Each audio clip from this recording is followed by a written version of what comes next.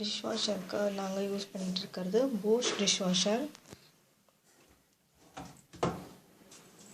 உள்ளே எப்படி இருக்குன்னு பார்க்கலாம்.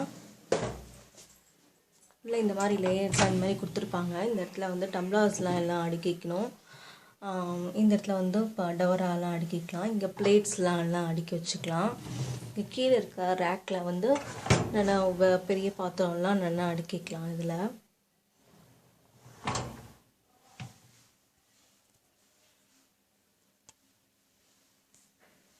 இங்கே உள்ள இந்த ட்ரேவை எடுத்துட்டோம் அப்படின்னா இங்கே உள்ள சால்ட்டு போடுறதுக்கு ஒரு இது கொடுத்துருப்பாங்க. சால்ட்டு போடணும் இந்த இதில் வந்து அவுட்லெட் க்ளீன் பண்ணுறதுக்கு அந்த இது.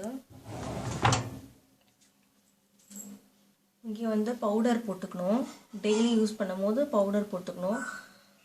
இந்த ரேக்கில் வந்து இந்த இடத்துல வந்து ரின்சைடை அப்ளை பண்ணிக்கணும். இந்த இடத்துல ரின்சைடு போட்டுக்கணும்.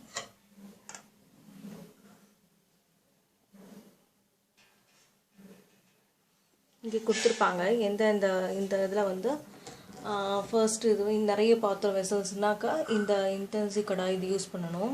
கொஞ்சம் கம்மியாக இருக்கிற வெசல்ஸ்னால் எக்ஸ்ப்ரெஸ் ஸ்பார்க்கிள், இன்னும் கொஞ்சம் அதிகமாக இருக்கும் போது நல்லா இருக்குதுன்னா ஆட்டோ. இங்கே ஈக்கோ இதுவும் 1.20 அந்த மாதிரி காட்டும். ஈக்கோ இதுவும் நிறைய பாத்திரம் இருந்தாக்கா இது ரொம்ப கம்மியாக பாத்திரம் குயிக்காக வாஷ் பண்ணணும்னா குயிக். இது ப்ரீ ரின்ஸ் வந்து வெசல்ஸ் டஸ்ட்டாக இருக்கும் போது ஏதாவதுனா நம்ம யூஸ் பண்ணிக்கலாம் வெசல்ஸை. இங்கே ஸ்டார்ட் பட்டன் கொடுத்துருப்பாங்க.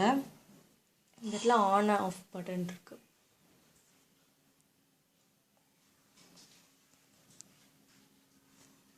ரின்சைட் வந்து ஃபினிஷ் ரின்சைட் தான் யூஸ் பண்ணிகிட்டு இருக்கோம் நாங்கள்.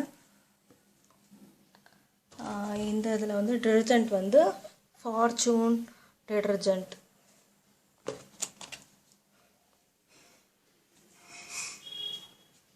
சால்ட் வந்து ஃபார்ச்சூன் சால்ட்.